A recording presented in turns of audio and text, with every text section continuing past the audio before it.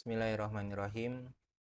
Alhamdulillahirabbil alamin. Assalatu wassalamu ala asyrafil anbiya'i wal mursalin sayyidina wa maulana Muhammadin wa ala alihi wa ashabihi wa man tabi'ahum bi ihsanin ila yaumiddin. Rabbi syrah li sadri wa yassir li amri wahlul 'uqdatam min lisani yafqahu qawli amma ba'du. Baik, di pertemuan kali ini kita melanjutkan pembahasan kita sekarang kita masuk ke tema tentang zakat emas dan perak. Tentu pembahasan selanjutnya kita akan masuk juga di zakat uang di dalam tema yang sama di zakat emas dan perak ini. Baik, zakat emas dan perak. Dalil pensyariatannya yaitu di dalam Al-Qur'an, A'udzubillahi minasyaitonirrajim. Walladzina yaknizuna adh-dhahaba wal fiddata wa la yunfikunaha fi sabilillah fabashshirhum bi'adzabin alim. Yauma yuhma 'alaiha fi nari jahannam fatukwa biha jibahuhum wa junubuhum wa zuhuruhum hadza ma kanaztum li anfusikum fadzuqu ma kuntum taknizun. Surah At-Taubah ayat 34 sampai 35.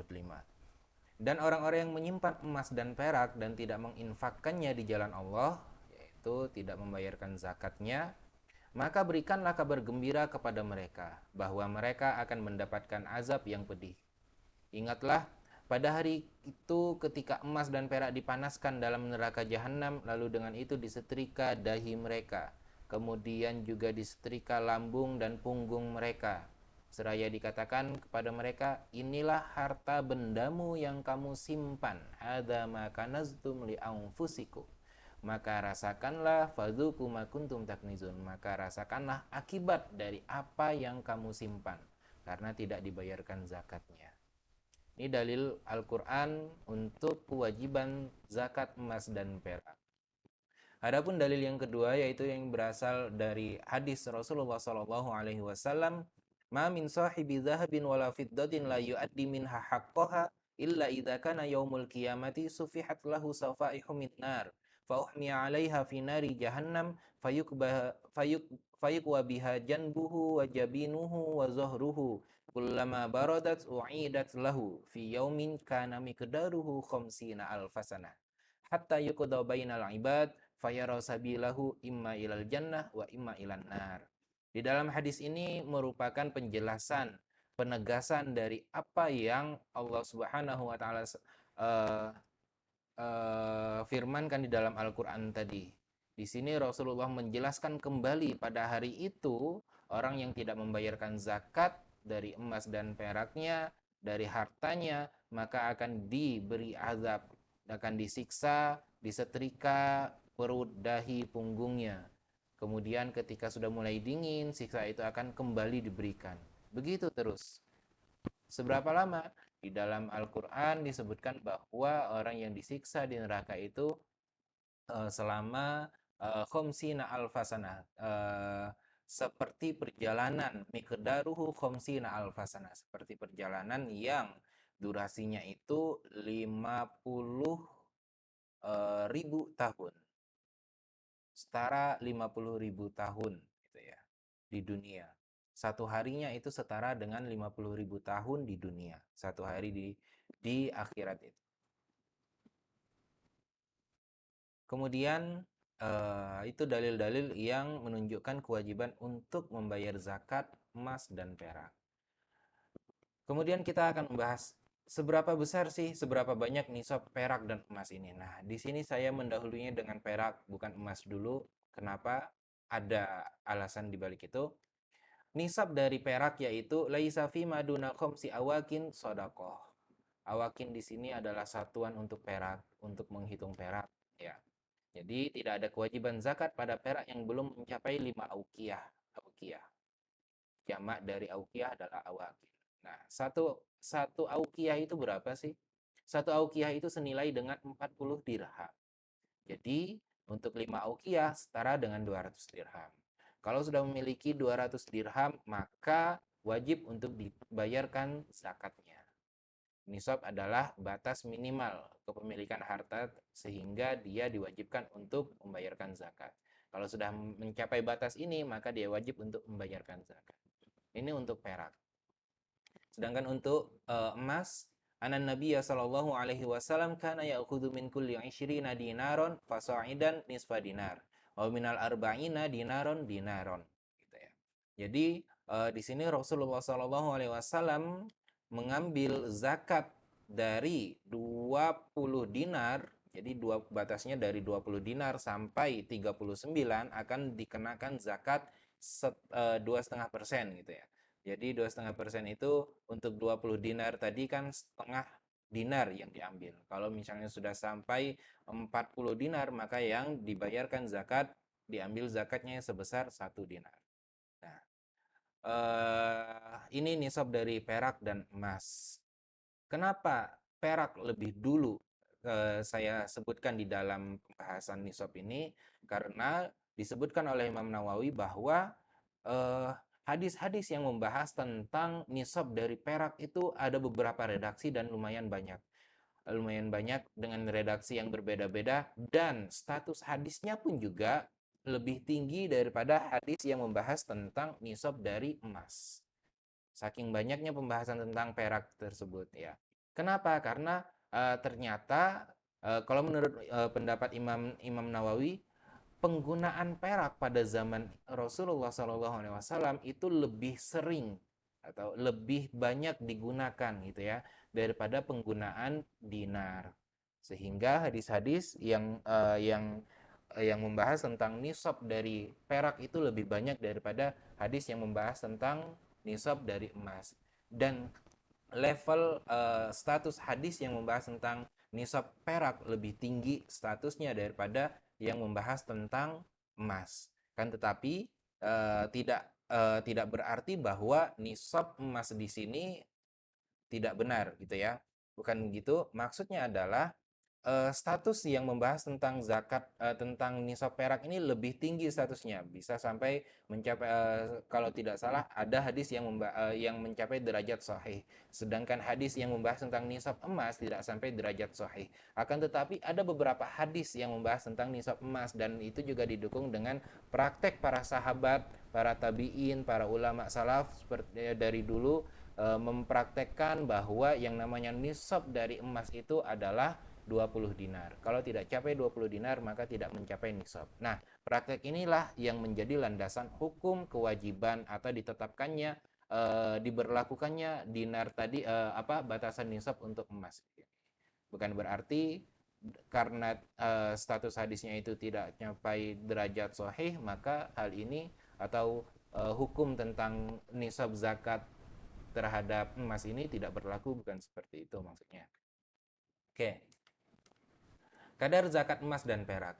Sudah kita ketahui bahwa orang yang memiliki dinar, orang yang memiliki emas dinar di sebelumnya, di hadis sebelumnya, kalau mencapai 20 dinar maka harus membayarkan 2,5-nya atau setengah dinar itu adalah 2,5% ya. Kemudian perak pun juga dari sebelumnya bahwa kalau misalnya mencapai 200 dirham maka harus dibayarkan zakatnya karena ini sudah mencapai nisab. Kemudian berapa ya di sini yang harus dibayarkan? Kadar zakat emas dan perak. Wafirriqati rubu'ul usyr wa fa'in lam takun illa tis'ina wa mi'ah falaysa fiha syai'un illa ayyasha'a rabbuha. Ini salah satu redaksi hadis yang membahas tentang kadar zakat perak. Nah, lagi-lagi perak karena memang emas itu jarang penggunaannya, lebih sering digunakan perak pada zaman Rasulullah. Penggunaan dirham itu lebih sering. Wafirikoti rubu'ul usyr, bahwa zakat untuk perak itu sebesar 2,5%. Rubu'ul usyr itu adalah 2,5%. Jika tidak mencapai batas nisab, fa'in lam takun illa tis'ina wa mi'ah. Sebelumnya kita sepakati bahwa sudah kita ketahui bahwa yang namanya nisab dari perak tadi adalah 200 dirham. Kalau misalnya hanya mencapai 190, fa in lam takun illa tis'aina wa mi'ah, dia hanya mencapai 190, falaisa fiha syai'un, maka tidak ada kewajiban zakat terhadap dirham tadi yang hanya sejumlah 190.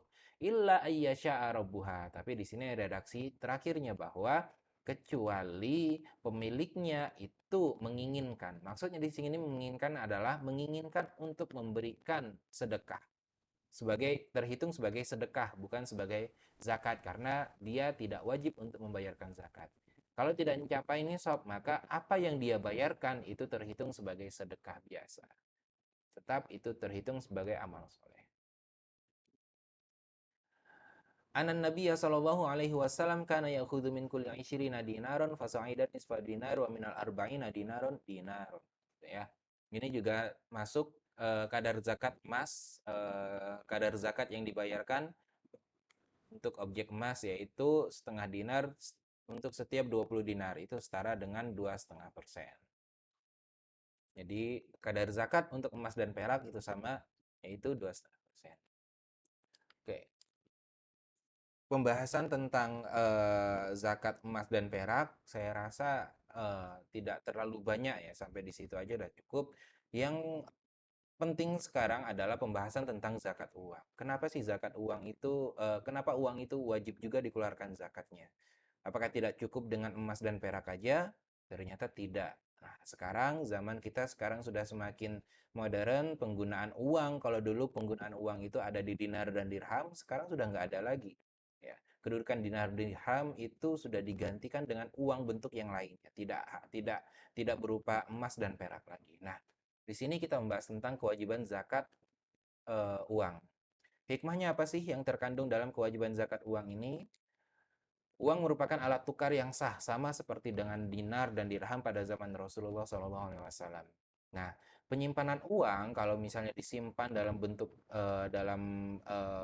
uang kertas ya, uang kertas, uang fisik gitu ya. Kalau disimpan dalam bentuk yang banyak gitu, dalam jumlah yang banyak, sehingga uang yang beredar di masyarakat pun juga sedikit. Nah, ini akan mengakibatkan kerusakan ekonomi. Banyak kerusakan ekonomi, salah satunya akan menimbulkan deflasi. Deflasi di sini harga barang itu semakin rendah jadinya karena daya tarik masyarakat untuk membeli itu semakin sedikit.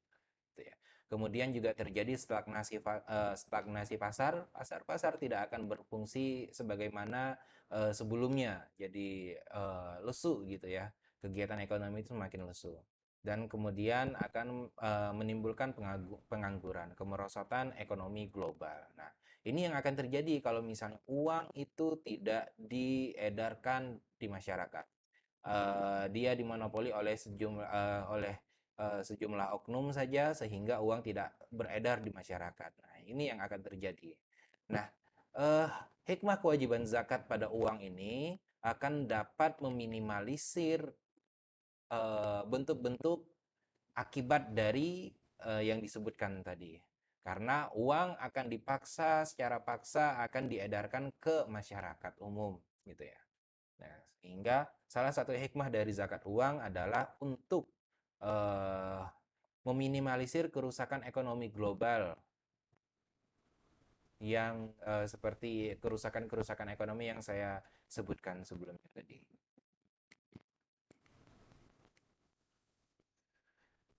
Dalil untuk zakat uang tidak akan kita temukan di dalam Al-Quran, juga tidak ditemukan di dalam hadis, serta pendapat ulama-ulama dalam kajian-kajian fikih tidak akan kita temukan zakat uang kertas ya, atau zakat uang fisik selain dinar dan dirham.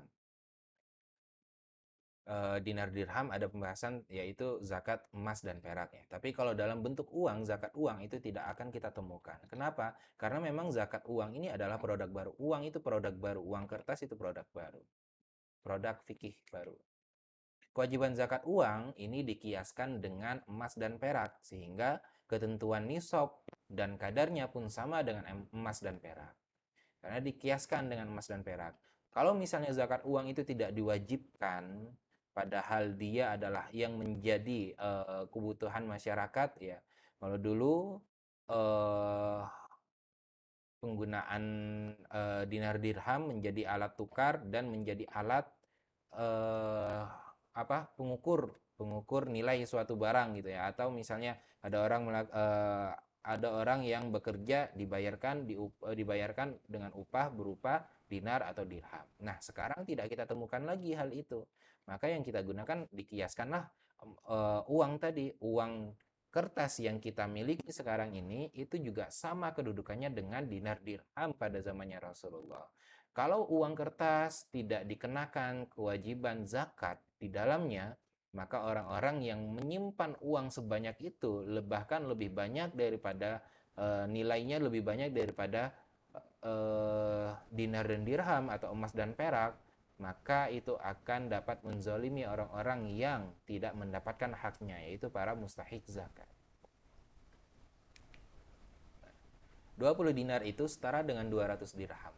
200 dirham itu 20 dinar itu setara dengan 85 gram emas. Kalau kita konversikan sekarang dengan harga emas sekarang, yaitu 1 gramnya sebesar 947.258 rupiah. Hitungan ini dari mana?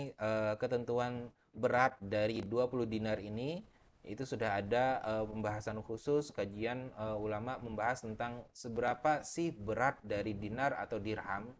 Dinar syar'i atau dirham syar'i ini berapa sih beratnya, itu sudah ada pembahasannya. Dan kita mengikuti pendapat jumhur yang mengatakan bahwa 20 dinar itu setara dengan 85 gram emas.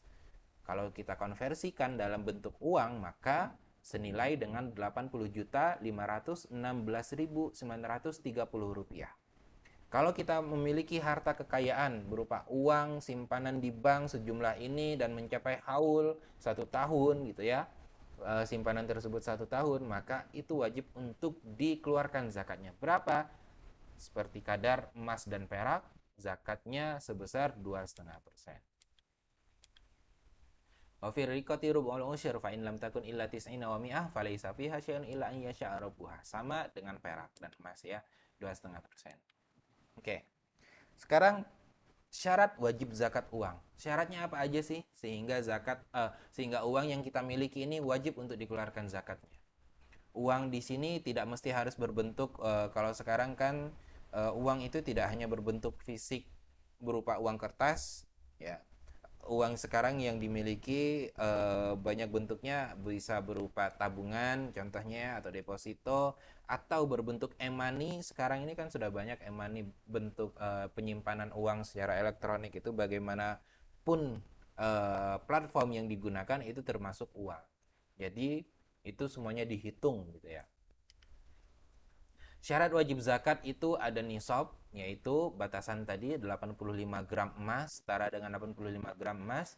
Dan yang kedua, haul, dimiliki selama 1 tahun. Kemudian terbebas dari hutang. Dan yang keempat, harta yang lebih dari kebutuhan pokok. Nah, kita akan bahas satu-satu. Yang pertama, kita akan bahas tentang nisab dari zakat uang. Ada masalah atau ada pertanyaan atau pembahasan khusus tentang nisab dari zakat uang di sini. Yaitu bagaimana jika harta ini dimiliki secara bersama? Mungkin ketika menikah suami istri tidak membedakan harta atau pendapatan dari suami dan dari istri. Dalam hal ini bagaimana jika mencapai 85 juta misalnya? Kekayaan bersama tadi mencapai 85 juta. Apakah wajib dikeluarkan zakatnya? Nah, dalam hal ini sama seperti dengan zakat itu adalah suatu ibadah. Sifatnya wajib sama seperti ibadah lainnya. Contoh misalnya sholat. Apakah sholat itu ketika suami istri ketika resmi menjadi suami istri, apakah kewajiban sholat itu hanya dibebankan atau hanya ditekankan kepada salah satu orang atau salah satu pihak saja, misalnya suami saja istrinya tidak? Apakah seperti itu? Kan tidak. Jadi yang namanya zakat di sini adalah kewajiban individu. Hingga maka harta yang dimiliki secara bersama ini pun juga harus dipisah, harus diketahui seberapa besar harta ini dimiliki oleh seorang suami atau seorang istri.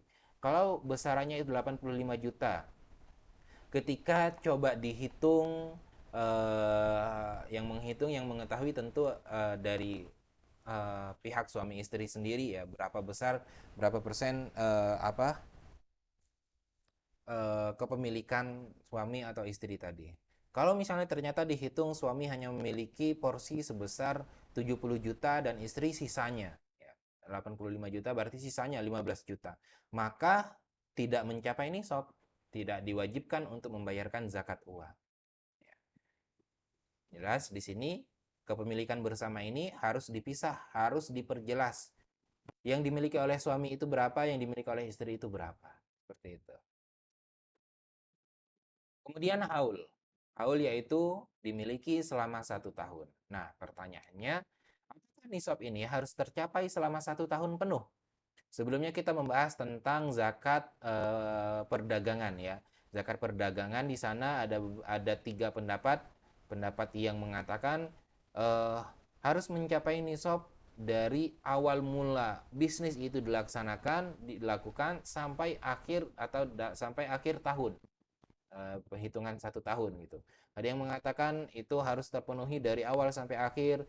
Kalau menurut mazhab Hanafiyah, di awal itu harus terpenuhi dan di akhir harus terpenuhi. Walaupun nanti di tengah-tengah ternyata tidak mencapai nisab, omset kepemilikan atau harta yang dimiliki, harta perdagangan yang dimiliki ternyata nyampe 50 juta gitu ya di pertengahan bisnisnya, itu tidak masalah karena yang dianggap atau yang dihitung adalah di awal dan di akhir.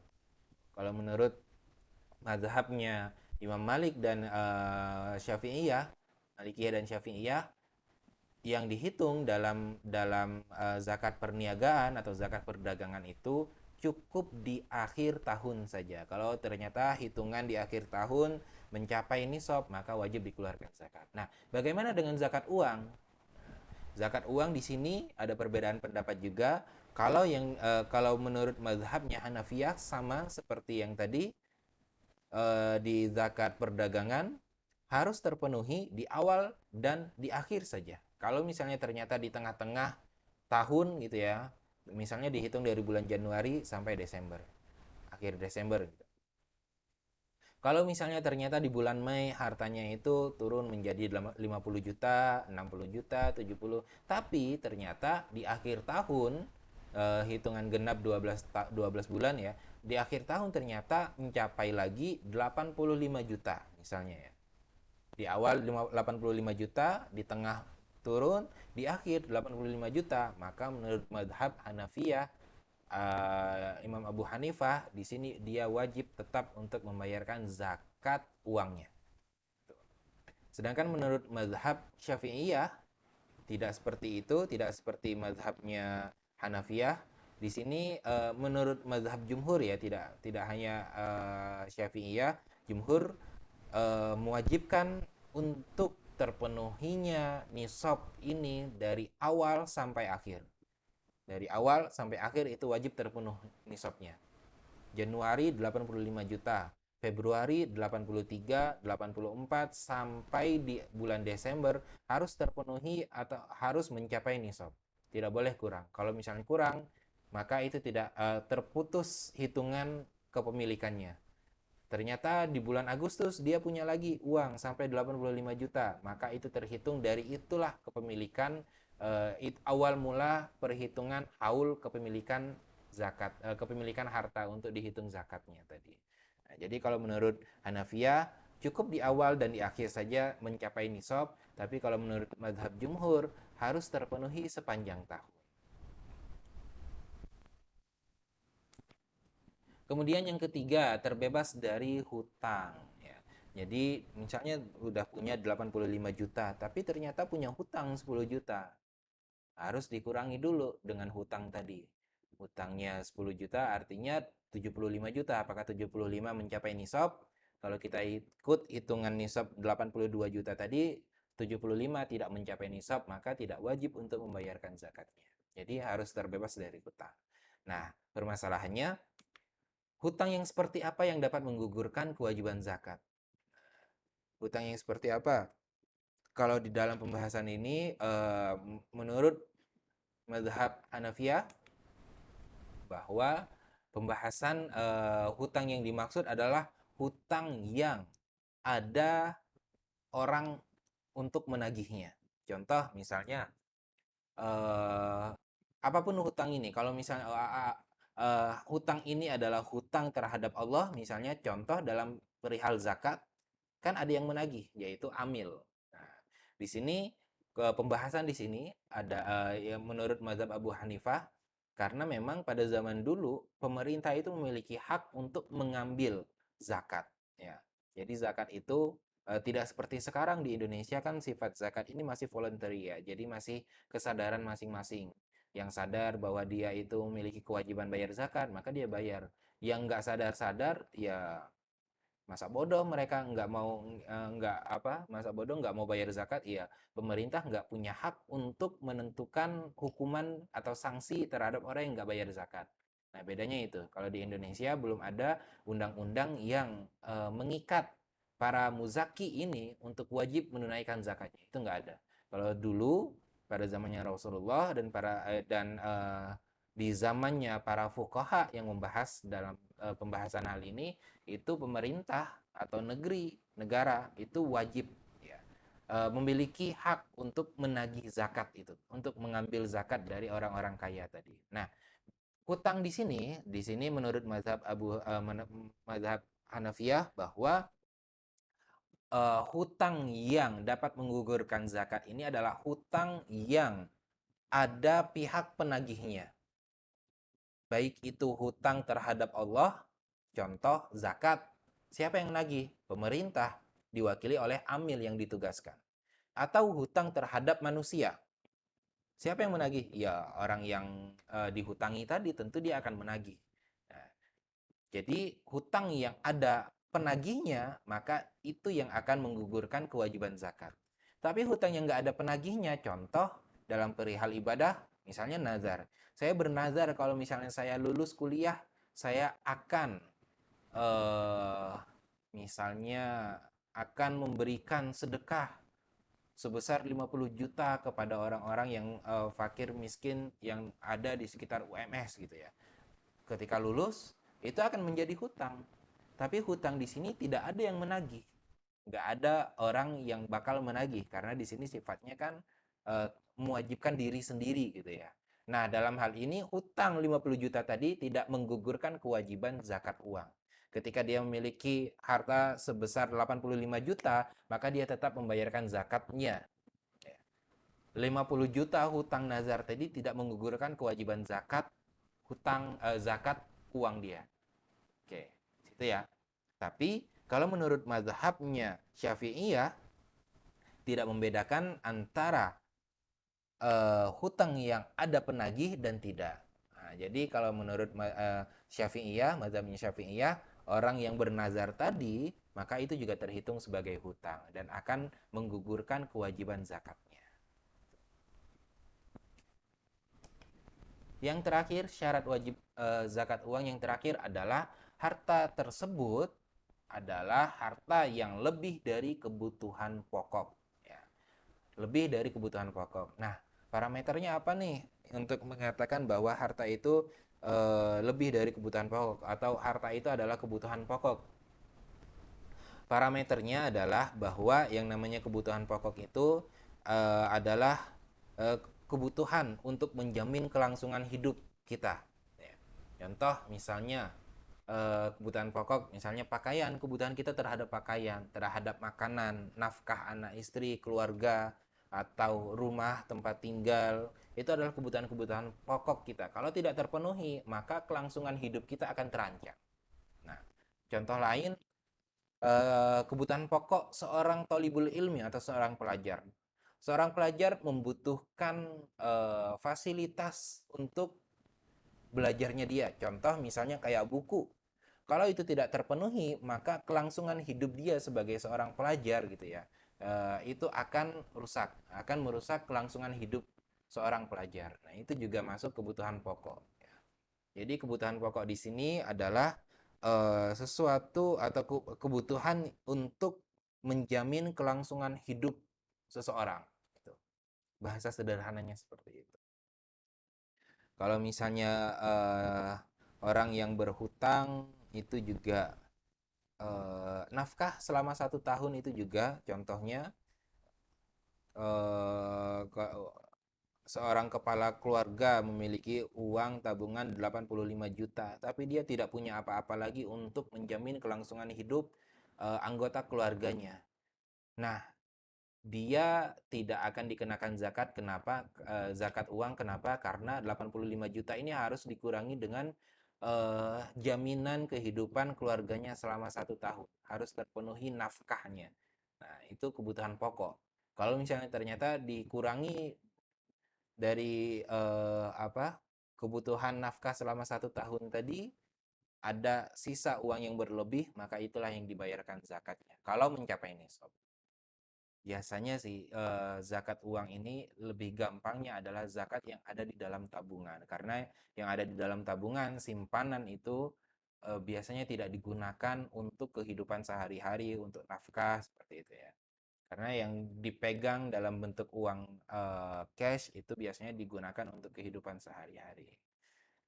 Oke, sampai di sini pembahasan kita tentang zakat emas perak dan pembahasan tentang zakat uang. Pembahasan zakat yang berkaitan dengan zakat perak dan emas dan perak ini salah satunya adalah zakat perhiasan. Nah, insya Allah untuk video atau pertemuan selanjutnya kita akan membahas tentang zakat perhiasan. Syukron. Assalamualaikum warahmatullahi wabarakatuh.